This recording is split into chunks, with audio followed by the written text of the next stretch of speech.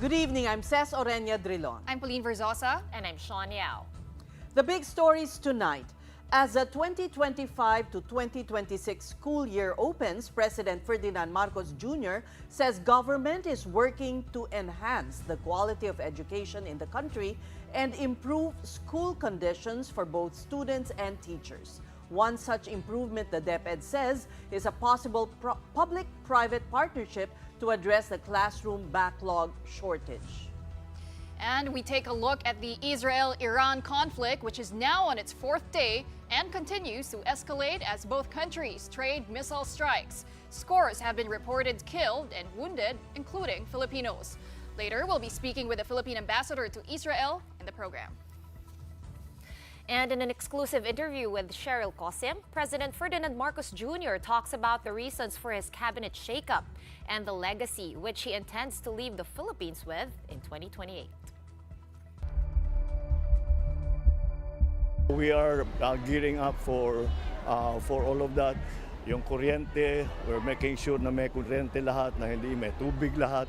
Yun ang mga basic services na makita natin para naman maging maayos ang pag-aaral ng mga ating kabataan. As the new school year kicks off, President Bongbong Marcos is pushing for key reforms aimed at improving learning and teaching conditions in public schools. The Department of Education is also rolling out a stronger senior high school curriculum and is eyeing partnerships to fast-track the construction of 105,000 classrooms across the country. Here's the report. President Bongbong Marcos made a visit to Epifanio de los Santos Elementary School in Manila this morning as classes officially opened nationwide. Accompanied by Education Secretary Sonny Angara, the president went around to personally inspect classrooms and observe the situation. He even tried teaching the students himself before giving a positive assessment of the school's condition. President Marcos then ordered key agencies to improve both the quality of education and campus safety, including hiring more teachers, expanding internet access, and installing CCTV cameras. Kukuha tayo ng 20,000 bagong guro. Sa ngayon, sa 20,000 na yun, 16,000 na ang na-hire ng DepEd na bagong guro. Para tapos kumuha naman tayo para nga may katumbas na hiring doon sa administrative duties, 10,000 naman. Ang mga eskwelahang may internet lamang ay mga 60%, napakababa. Ang problema talaga kuryente. Kaya ayusin natin yan, dahan-dahan makikita natin magiging 100% yan. Earlier today, Angara also made his rounds. He zeroed in on the school's comfort rooms where water supply issues remain a problem. Meron kaming standing order. Dapat kumuha ng magandang serbisyo at saka talagang prioritize yung mga CR. Dahil yun ang pag hindi malinis ang CR, hindi tumatakbo ang tubig, doon nagmumula yung sakit. So yun ang concern ng ating Pangulo. So we are gearing up for all of that. Yung kuryente, we're making sure na may kuryente lahat, na hindi may tubig lahat. Yun ang mga basic services na makita natin para naman maging maayos ang pag-aaral ng mga ating kabataan. Angara also noticed the return of classroom decorations after being banned under Vice President and former DepEd Secretary Sara Duterte. Meanwhile, for teachers, the use of visual aids helps students absorb lessons better and adds life to the learning space. We are into elementary school. We really advocate na meron talagang mga posters para mas mapadali as smooth yung lessons namin. At we believe naman kasi the visual aids will help our learners have more retention sa aming mga sa functional literacy na ini-aim ng aming gobyerno. Yun ang expression ng mga bata parang yun ang freedom of expression nila maglagay ng mga creations nila, yung mga drawings nila. So I think we have bigger problems siguro. As part of ongoing reforms, the DepEd is eyeing the construction of 105,000 classrooms in key regions like Metro Manila and Calabarzon. Under Angara's leadership, the academic calendar has reverted to its traditional June to March schedule, a move welcomed by many parents. Mas okay po sa amin mga parent po kasi hindi na kagaya dati na pag nasa may sobrang init. Yung ibang estudyante hindi sila nakakapasok po. Yung iba parang heat stroke. It was in 2020 when DepEd first opened classes in August instead of June because of the pandemic. For News 5 Caricator, we are One News. Well, beyond classrooms and curriculum, President Marcos also raised concerns over bullying and cyberbullying now that classes have started. He says that these issues are now taking a serious toll on students' mental health and are getting in the way of learning. Yung mga bullying, dahil nagiging malaking problema, mental health problem ng mga bata dahil hindi maayos ang patak. Kung talaga may bullying, hindi sila makapag-aral ng mabuti. The president's remarks come as mental health remains a top concern in schools. In 2024, former CHED chairperson Prospero De Vera revealed at a Senate subcommittee on finance that mental health issues are among the main reasons college students drop out. Meanwhile, a 2024 report from the Second Congressional Commission on Education found over 10,000 DepEd-run schools still do not have localized anti-bullying policies despite Republic Act 10627 or the Anti-Bullying Act of 2013. The Philippine National Police says it continues to coordinate with schools in monitoring bullying incidents, especially those that happen outside the classroom. It also adds that victims of bullying can also utilize the PNP 911 hotline for help or complaints. Ang magiging response lang naman actually ng first response ng ating mga call takers dyan, itatawag din sa local stations at ang local stations magko-coordinate yan sa school head. Baka kasi hindi nakakarating sa school head sa kung ano mga rason ang impormasyon, nagtutulungan kami para namomonitor kung ano man ang nangyayari. Kasi ang bullying hindi naman nangyayari lang sa loob ng eskwelahan. Paglabas ng mga bata sa pagpauwi, meron ding pwedeng mangyaring ganyan. And now to weigh in on these back-to-school developments, we're joined by Teachers Dignity Coalition Chair Benjo Basas. Benjo, welcome to the program. And thank you for coming to the big story. Good evening, and of course, Miss Pauline and Ma'am Sean, good evening. Ano pong masasabi ninyo itong 20,000 teachers na balak i-hire ng DepEd? Well, nabanggit na rin naman po yan, initially ng DBM, they mentioned 16,000 new teaching positions na i-hire ngayong 2025 fiscal year. And of course, during our dialogue last week lang rin, June 12, DepEd officials told us that the total would be some 20,000 teachers. Of course, this is a very welcome development initiative of the Department of Education and of course our DBM. But unfortunately, kulang pa rin po ito, considering that the DepEd mentioned that we have something like 56,000 shortage for teachers for this school year. So baka mas maliit pa nga yun, doon yung tansya ng DepEd kaysa doon sa aming pagtingin. But of course, sige, at least for a start ay maganda na po ito, itong balita po. Matagal nang nakabinbin itong pagpuno ng shortage. Pero ano ba ang inyong tansya? Yung 56,000 na sinasabi niyo, you're saying more? Mas malaki pa ang kinakailangan. Ilan po? Well, ang tansya po namin maaring umabot ng 100,000 dahil hindi naman po madaling kunin lang kasi ang pagkuha po ng teacher to student ratio hindi lamang namang simpleng kukunin mo lamang yung aggregate yung average kasi nag-iiba-iba po yan like for example sa kindergarten classes ay hindi pa pwede na 30 rin o 40 rin sa key stage 1 doon sa primary that is from grades 1 to 3 ay hindi rin naman po pwede na mataas, di ba? Kasi yan po yung foundational na level na kinakailangan dapat pag akyat ng bata sa grade 3 dapat bago umalis ng grade 3 dapat marunong na siyang magbasa. Otherwise masasayang po lahat at yan po yung that's the case po in many of our students who are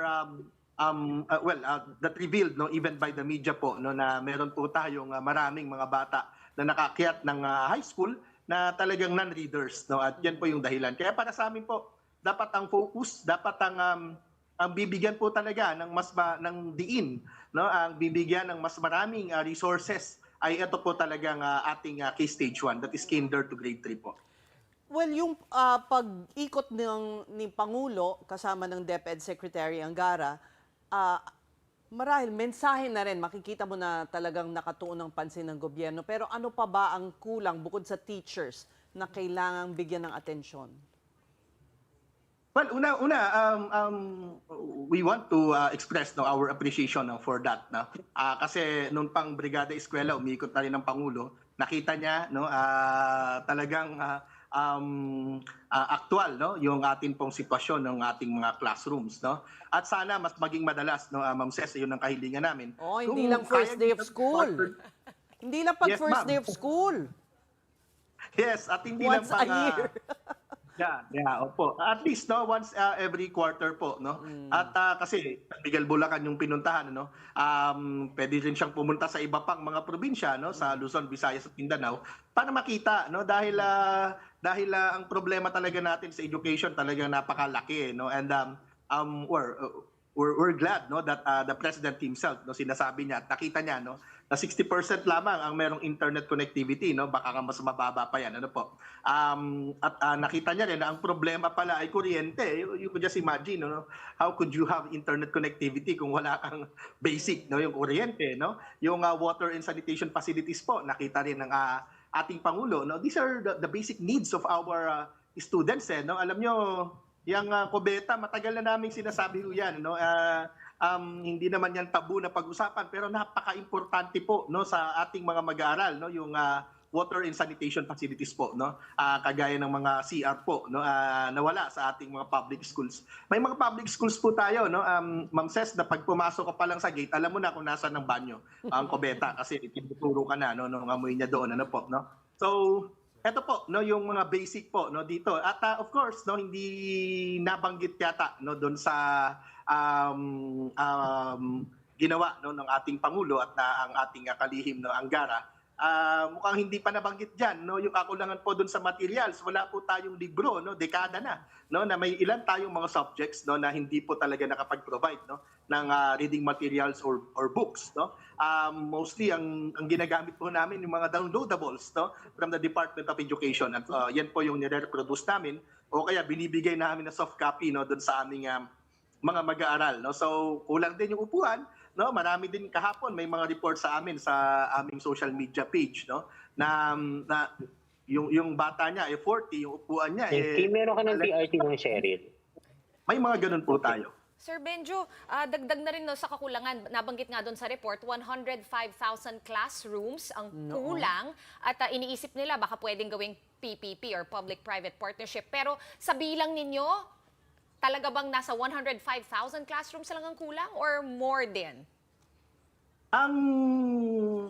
If I got it right, ang sabi po yata ng DepEd, 165,000, ano po. Yung 105, ito yung mukhang plano nila ipasok doon sa PPP, no, para mas mapadali. Of course, we cannot really contest, no, the data coming from DepEd. Sa tingin namin mataas yan at sa tingin namin, no, medyo sabihin na po natin na honest po yung DepEd ho dyan, ano.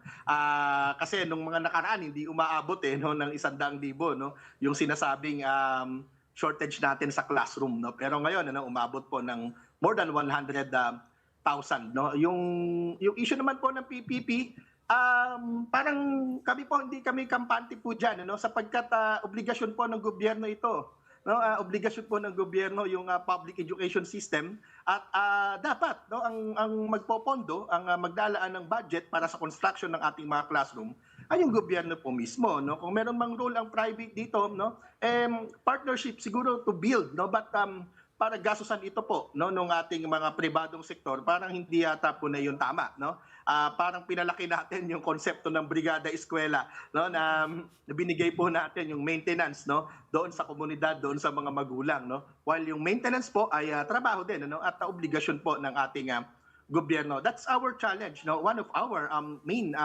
advocacy, no, is for the DepEd Secretary and the President himself, no, to push, no, for adequate funding, no, for this shortages po, no, para ma-close po natin yung gaps natin, kasi powerful naman ang ating pangulo, well, of course we do recognize the separation of powers, pero may influence, pwede nating sabihin ganun, yung ating pangulo doon sa Kongreso. At ayaw sana nating maulit pa yung nangyari po nitong 2025 GAA, kung saan ay napakalaki ng budget ng, let's say, ng DPWH, mas malaki ng DHAMAC kaysa sa DepEd, at kahit pagsamasamahin pa ang DepEd, TESDA at SUCs, mas malaki pa rin ang DPWH, which is a violation of the constitutional mandate po. Kaya yun ang challenge namin sa ating Pangulo at sa ating DepEd Secretary na maging mas masigasig doon sa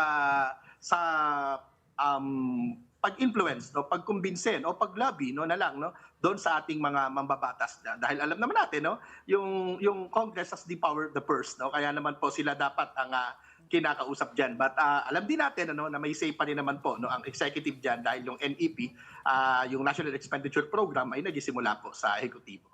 Pero follow up lang, Sir Benjo, since kulang tayo ng material, kulang ng guro at kulang ng classroom, ano po yung dapat unahin dun sa tatlo? Or dapat masabay-sabay? Baka naman di natin ma-afford. Tama po, ang hirap naman po na mamili po tayo diyan sa tatlo, dahil lahat yan essential. Yung issue po kung may capacity ba o wala, ang gobyerno ng Pilipinas, hindi po kami naniniwala na wala.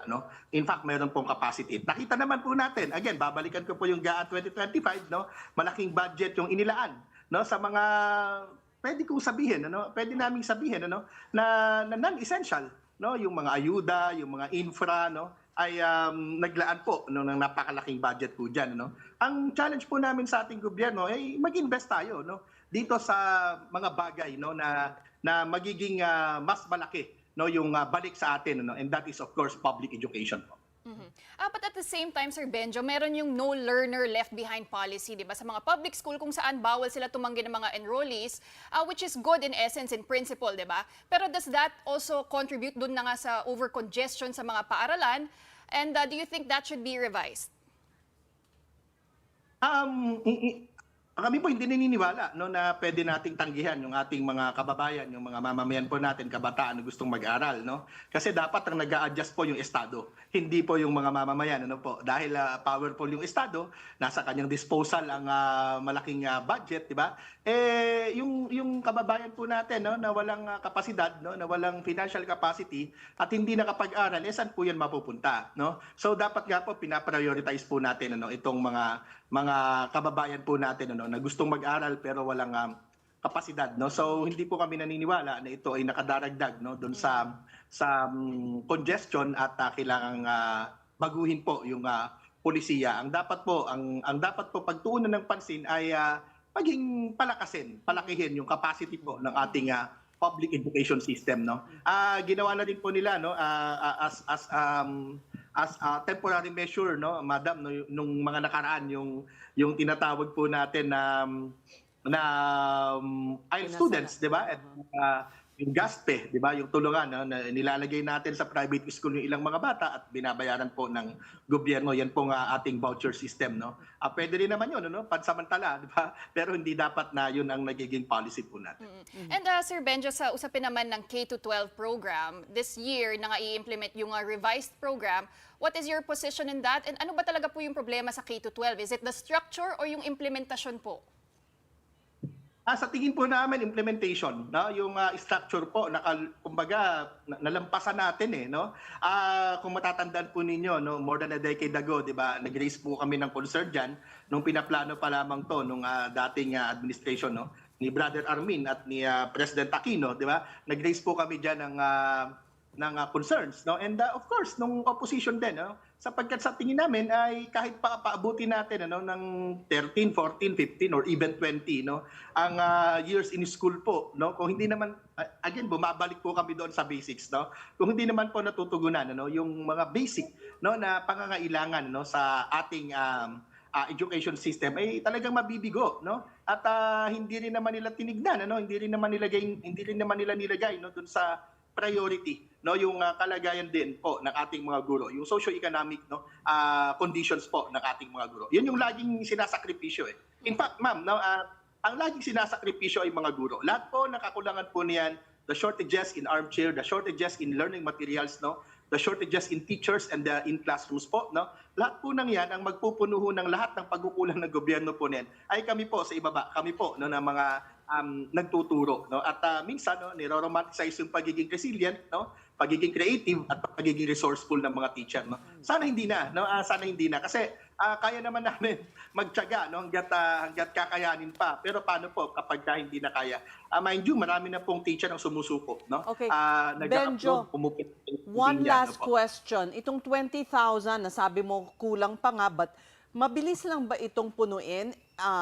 Marami bang mag-a-apply ng mga teachers? Because I understand sa Vietnam, for instance, let's just cite an example, ang daming mga Pinoy teachers, and they say that Pinoy teachers are really the secret to, the economic success of Vietnam. Yung sinabi nyo na yan, ma'am, no, napakasakit yan marinig, no. Of course, we congratulate Vietnam, its government, its people, no, dahil nasa kanila yung ating mga magagaling na teacher na dapat sana ay nasa atin, ano. Pero hindi natin masisisi, no, talagang looking for greener pasture po ang ating mga teacher, kaya po nag-abroad, no. Going back doon po sa tanong po ninyo kung sapat ba, kung ito ba ay lahat ba ma-hire, no, ang tansya ko po lahat po ng ito ay ubos na ito, no, yung 20,000 sapagkat lahat po no ng ating mga divisions, ang dami po nakapila ng mga teacher applicants. Hindi po tayo mauubusan ng mga teacher applicants, no. Ngayon lang meron tayong bagong 25,000 no na licensed professional teachers po, no. So kasama na naman sila no doon sa magiging ano po natin, no, magiging Well, it's candidates good to natin. know na marami pa rin gustong maging guro sa kabila ng Yes, sinasabi mong hamon sa kanila. Maraming salamat sa iyong panahon, Benjo Basas, Chairman of the Teachers Dignity Coalition. 8 police chiefs in Metro Manila were relieved from their posts after failing to comply with the 5-minute response time policy for emergency calls. Those removed from their posts include the police chiefs of Navotas, Caloocan, Valenzuela, Mandaluyong, Marikina, San Juan, Parañaque, and Makati. PNP Chief General Nicolas Torres III earlier promised the public that officers would respond to 911 calls in Metro Manila within 5 minutes. Torre also said he intends to cut the 5-minute response time down to 3 minutes after 3 months. That is our commitment to the President and to the Filipino people. So if they can cope up with it, if they can step up to that standard, we will look for commanders who will do so. I want them to actually command, not only figuratively, but literally, they can issue the command over the radio, over in a communication na kung gusto nila. There will be more because I was there in Central Visayas yesterday, in Iloilo, and may mga nakosyon ako mga provincial director doon. We will declare those positions open so that mabigyan naman ng pagkakataon ang ibang mga interesado at qualified at sa tingin natin ay kayang gawin yung ating pamantayan. We're just going to take a quick break, but coming up, we take a look at the Israel-Iran conflict, which is now on its 4th day. We'll be speaking with Philippine Ambassador to Israel, Eileen Mendiola, when we return. Stay tuned.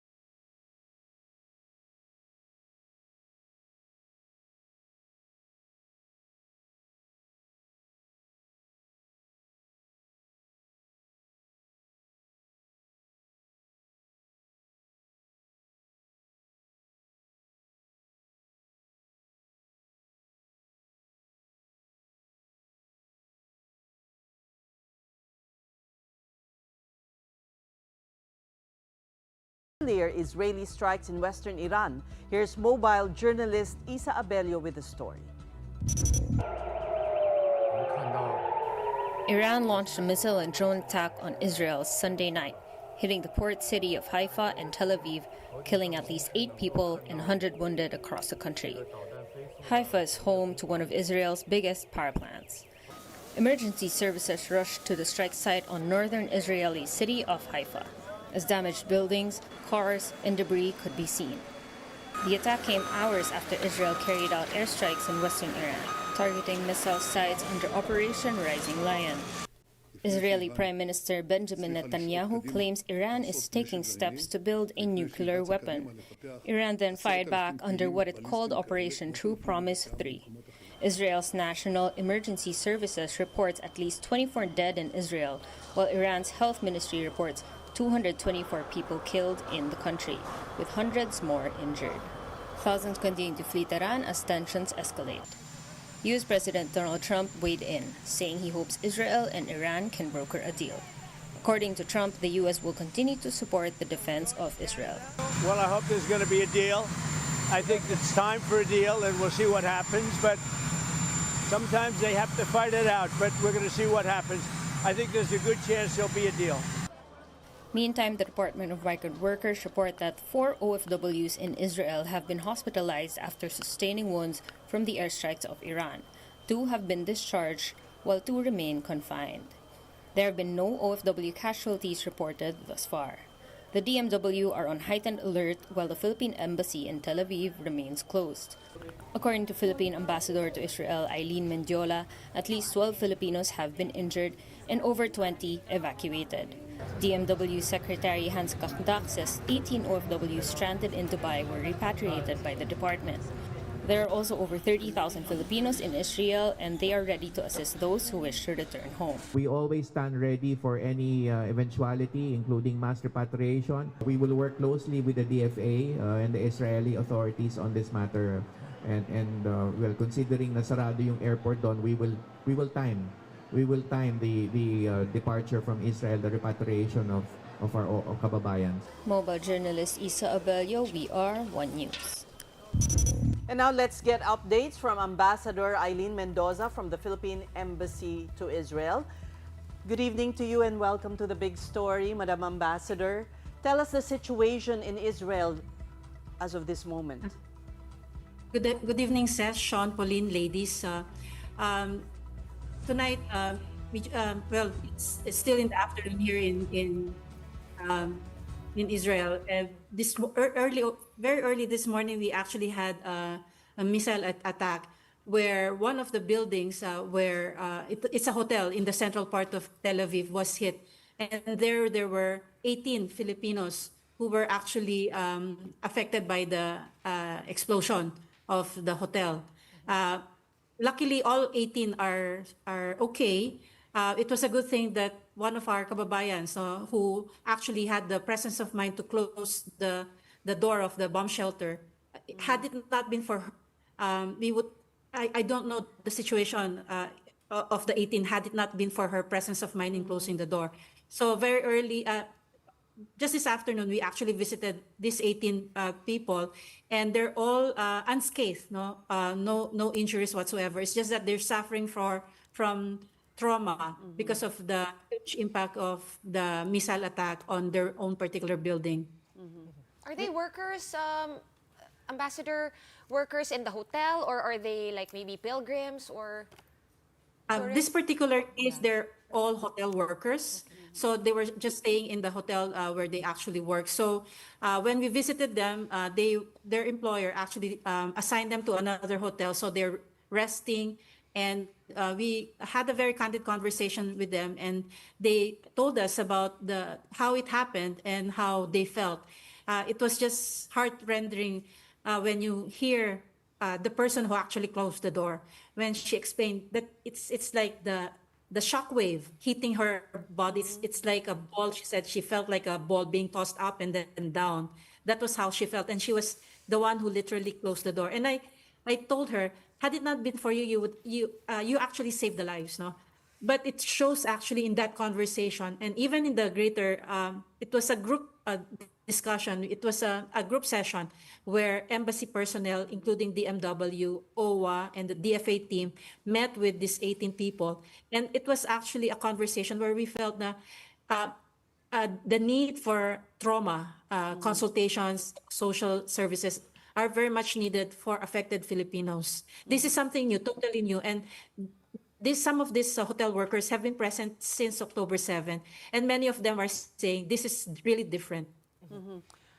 I hope they won't be put to work immediately by their employer. That was exactly the point, and I had that conversation with the hotel manager. Because their original plan was to get them to work tomorrow, and I said that's impossible. And I said, for example, if it was you in the same case, would you go back to work tomorrow? And that was my question. So she relented and she gave a few more days reprieve for our kababayans. You do have a heavy responsibility there, Ambassador, given the situation. How about the others who were reported to have been injured? Can you give us an update on their condition? Thank you, Seth. This morning, I actually visited one critical case. It's in Rehovot, and the hotel that I visited is one of the best hospitals for trauma care. And this particular kababayan, she's also an OFW. She's over 40 years old. She has her sister, and her sister was actually present when we visited her. And she's strapped in the most high-tech equipment that you can imagine, because her lungs actually gave out. No, the right lung is not functioning. So she's her life is being sustained by a certain machine that pumps in air into her bloodstream. No, so what was very important is that her situation is very critical. She's being monitored very carefully because she cannot have surgery until such time that they are able to fully stabilize her. And it's the doctors are saying that if her response to the treatment that they're providing will continue, there's a big likelihood that they will be able to do a surgery on her tomorrow. So we were assured by the hospital management, the hospital administration, that they're fully on top of this patient. And when her sister was asking about the cost of the surgery and her hospitalization, the doctor who was in charge of the case, a top doctor, she said, "Don't worry about this one." So it's such a big relief on the part of her sister, no, that they don't need to worry about the cost of the hospitalization. Well, Ambassador, Israel is home to about 30,000 Filipinos. How many of our kababayans have already requested to be repatriated? And with how alarming and dangerous the missile attacks have been getting, is it still voluntary? Is evacuation still voluntary at this point, or dapat mandatory na po? If you recall, since the October 7 attack happened, we have been implementing a voluntary repatriation program. And from October 7 until July 12, we repatriated 1,333 Filipinos. Now, since June 13 until now, our current figure says that we've received 24 phone calls about possibility of repatriation, 24 phone calls. And out of these 24 phone calls, only 15 have truly decided to go back home. On the mass repatriation that you're saying is that I'm in touch with the rest of the migrant sending ambassadors here in Tel Aviv, and we've been discussing the possibility, or if they're planning of possible mass evacuation of their own people, and across the board, and they have more nationals here in Israel than Philippines. They said that at this point they're not planning to do any evacuation.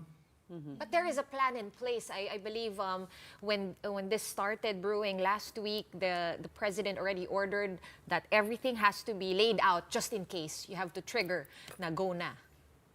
Yes, we are always ready to do a mass evacuation, but the main consideration at this point is that the airport of Israel is it's closed. The airspace is totally closed because we don't know at which time Iran may decide to send their missiles So that's one main considerations that we have to consider.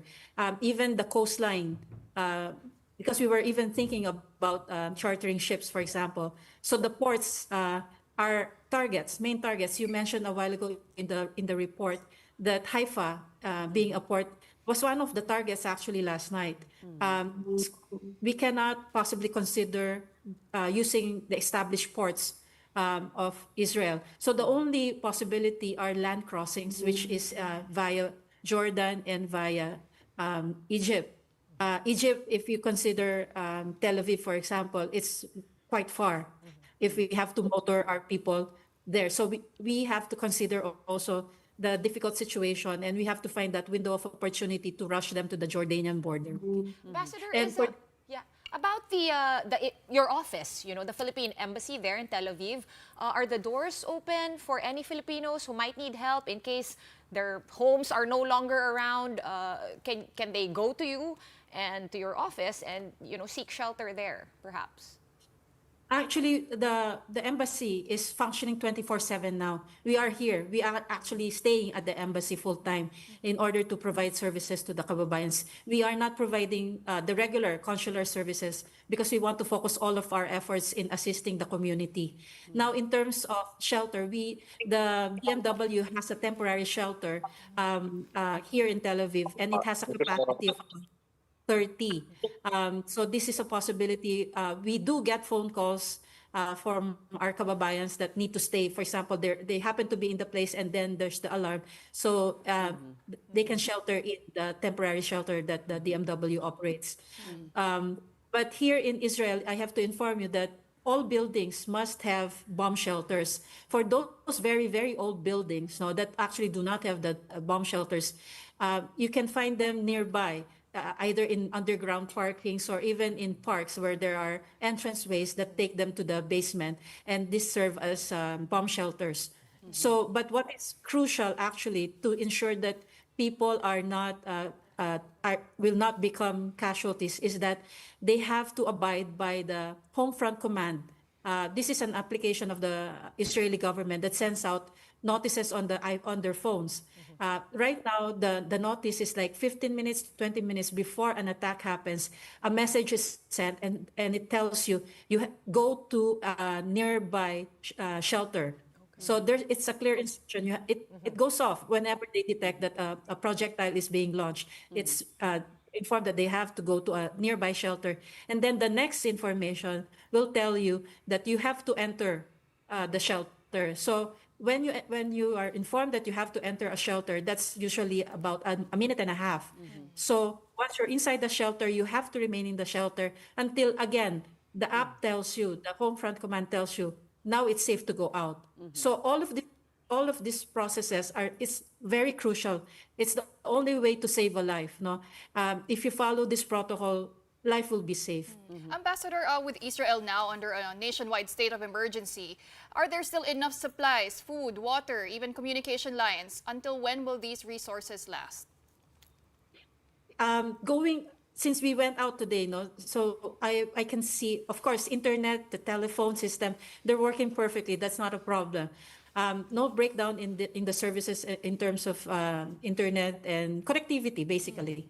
Now, I see restaurants being open actually, and of course we have something like 7-Eleven here in Israel. So you can buy your daily necessities, and the window of opportunity to do this is when the Home Front Command says you can go out. It's like life again. It's business as usual. It's time to take a breath of fresh air, basically. And all Filipinos who are there, the 30,000, know this protocol and are abiding by it. This is your advice to them? Yes, actually, they know this, but I keep on reinforcing it. The embassy keeps on reinforcing it.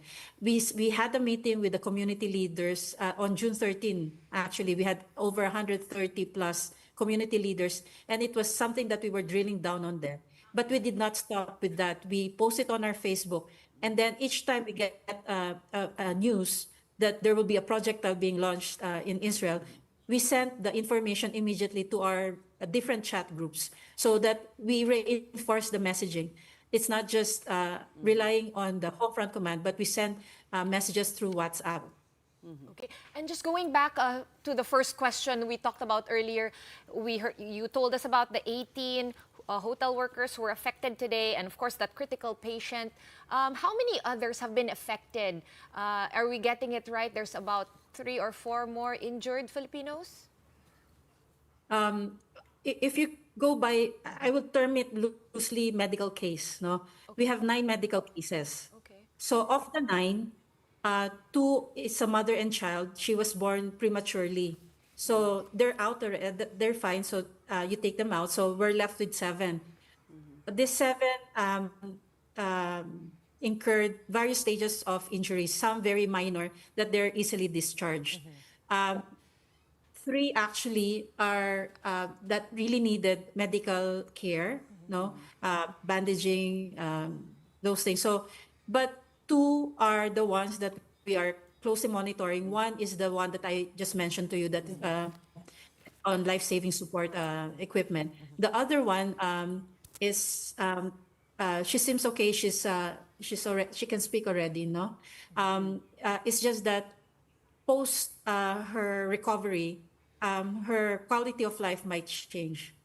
She might be, we don't know which physical mobility, if she will be fully mobile following this, because she has to undergo, we don't know yet, maybe therapy. We're not sure. No, I'm sorry, I'm not sure, but her hand was one of her hand was fractured. No, her arm was fractured. So don't know how mobile she will be after this.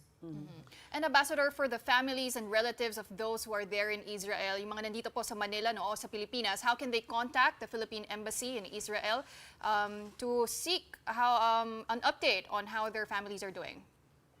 Okay, as I mentioned, the internet connection here, the telephone system, is all working perfectly. So our kababayans in the Philippines can contact their relative directly. However, I'd like to say here online, our hotline numbers, if you will allow me. Yes, please. Go ahead. Thank you. So our 24/7 hotline emergency number is +972 54 466 1188, and our assistance to nationals number is +972 50 911 4017. Then we also have our Facebook Messenger, PH in Israel. Our Messenger, our Facebook, we're all responding to this. Like I said, our people are here. We're working 24/7. So we have a mechanism where we centralize all the queries, so we can filter out the different questions and the different information, so we can fact check them also. And then we can also, with the information that we're getting, we're sending out response teams to go to certain areas to validate and to help kababayans. Okay. And last question for me, Ambassador. I was wondering, business as usual ba dyan sa Tel Aviv? As far as you know, like some of the OFWs, do they still have to report to work? Even like those of other nationalities. What's the deal when in times like this? Yeah. Okay, thank you. Majority of our kababayans here are caregivers, so they mostly live with their employers. So I should say it's business as usual for them because they have to work. But those that are working, for example, in hotels, they also have to work because for some reason there's also a deluge of hotel guests, mainly because some of them are affected, no? So they have to seek shelter also. So that's why our hotel workers were being asked to work na because they don't have the staff. But work is, there's no work, there's no school, public gatherings are not allowed. People are just staying put and just wandering very near where they live, just to take a breather or so. So in that case, in that way, you cannot really say it's business as usual. It's different. Now it's different from July 12. Right. Definitely. Well, Ambassador, we thank you so much for your time. You and our kababayans there do keep safe. That was Thank you very much. Ambassador Eileen Mendiola of the Philippine Embassy to Israel. We're pausing for another quick break, but right after that, President Marcos issues yet another stern warning to government officials who fail to fulfill their mandates. More on that one-on-one interview with Cheryl Cosim when the big story returns. Stay with us.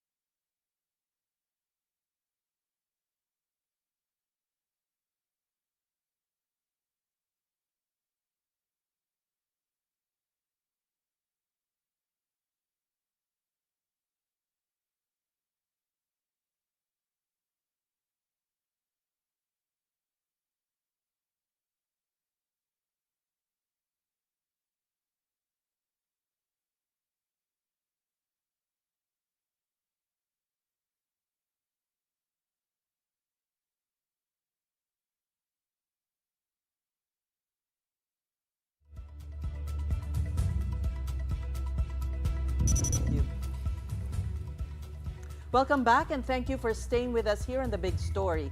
In an exclusive interview, President Bongbong Marcos bared his rationale for the so-called great revamp of his cabinet officials. He also insisted he has been very strict with the people he works with and does not condone even friends when caught underperforming. Cheryl Cosim has that story.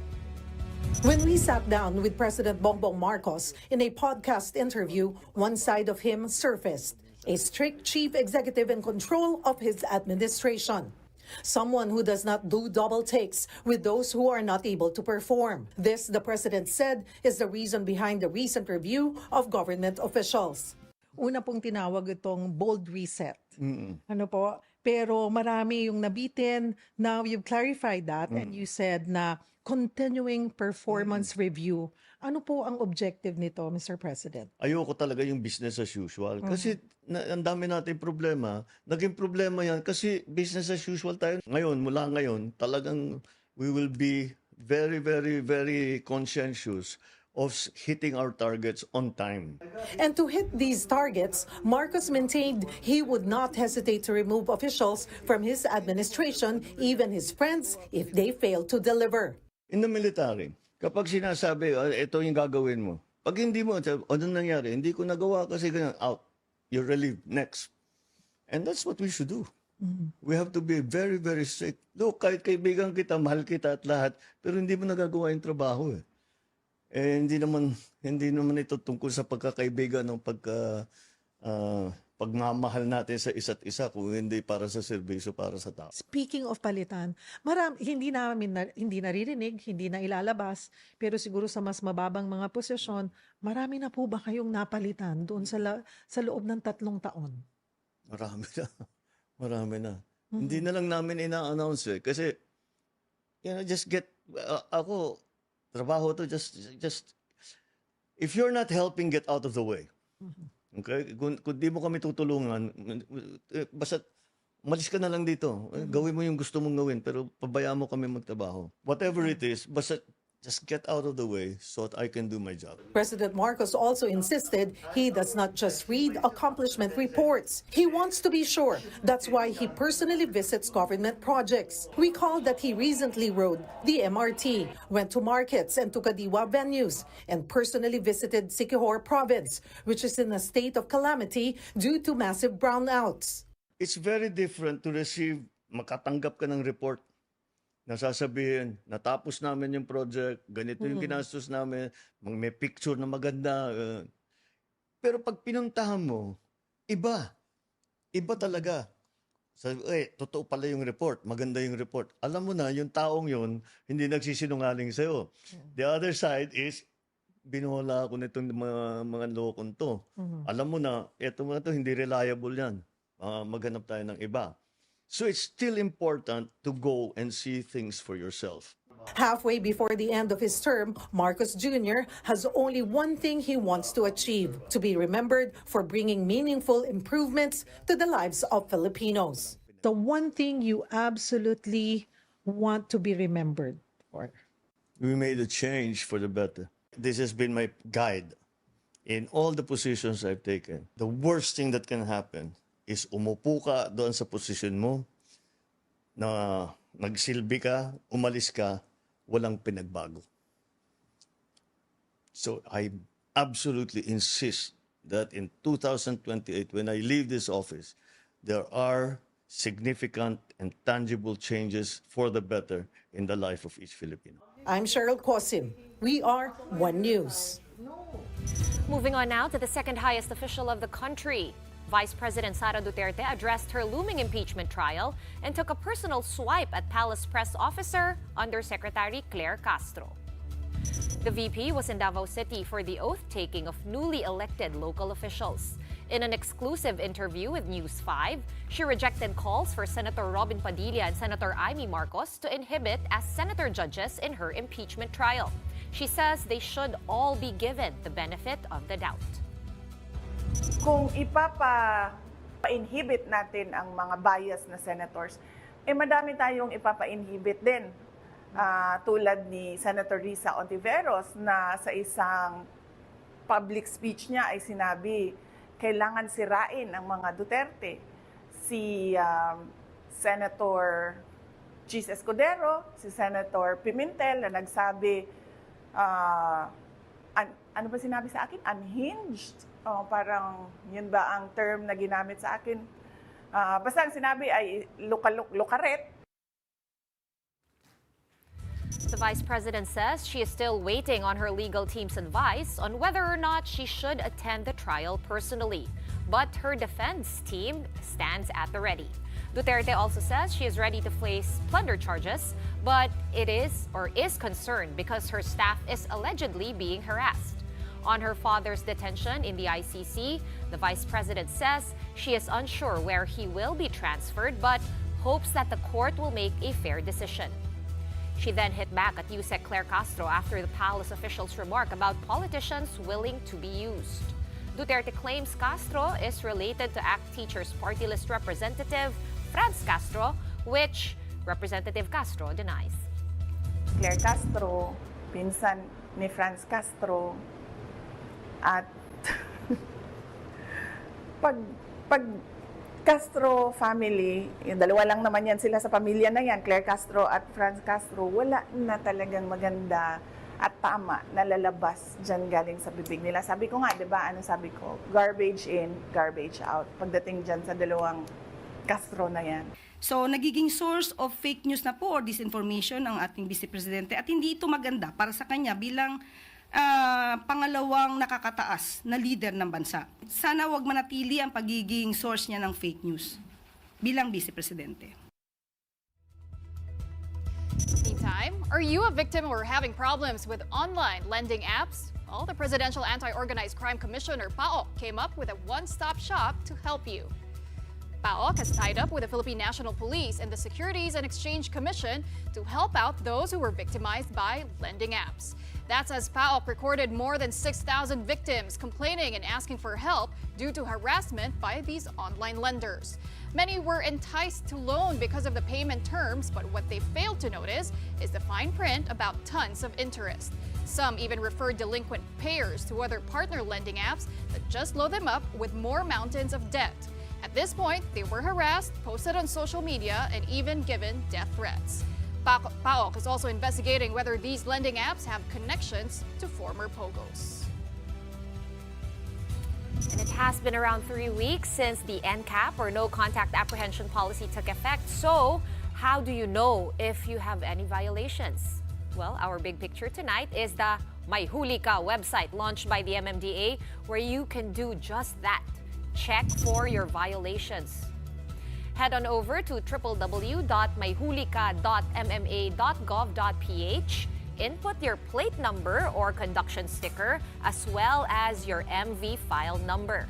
The MV file number is a 15-digit number assigned to each vehicle during registration. This is found at the top left of your ORCR. The website also shares the step-by-step process on how to pay for your violations, if any. If this is in person, through their head office at the ground floor of Robinson's Galleria. You can also make digital payments through Maya, Bayad app, iCash, or Land Bank Biz portal. And if you disagree with the citation that was issued to you, you may contest within 10 working days from the receipt of notice. How do you contest? I'm trying to check. Okay, go. I'm trying to check, but then I don't know my MV file number. Yeah. Hassle yun So I guess you have to check save my- it to your notes, Yeah. no? Para we can always check. At saka that MV file number, so long. I know. 15 digits. digits. Kailangan mo siya i-save as a contact on your phone. Oo nga. Better Alright. yet, don't do any violation. Yeah, actually, that's the best advice. Yeah. Okay, and so that's it for the big story this Monday evening. Thank you so much for watching. We are One News, all sides, all the time. We'll be back tomorrow at 7:30 p.m. We'll see you then. Meantime, have a good night, everyone. Coming up next, though, play-by-play, we have Andre, Felix, and Cheska Liton. Kalaw, what do you guys have for us? Where does one find the MV Right? At the top, Apparently in your ORCR. It's at the Where top do I left find of that? your Your ORCR. ORCR. Okay, it's a 15-digit number. Check. 15? Yeah, 15. So hindi na pala enough na plate number lang, di ba? Hindi. Oo Kailangan nga dun eh. sa... Bakit tayo pinahihirapan? May doble plaka ba? Hindi, tama naman yung sinabi mo, Cese. Kailangan, huwag ka nalang mag-violate. Taka di mo naisipin yung ano. Pero maganda din, i-screenshot mo or save it as Sean said, dun sa notes, di ba? Pati... si Para Pauline. ma-copy-paste mo na lang, di ba? Hindi mo na itatype. Tama. Sa mga bulag katulad ko. Baka kasi pag plate number lang, some other people check other people's Bukas. cars. Violation Si Andrea may violation. ka ganun. We have to know how to contest. Yes. Correct. Diba? Okay, okay. Importante. That's next, ha? That's Tama. next. Big Tama. picture. Okay, okay. Deal. But thank you. Great show as always. Happy Monday.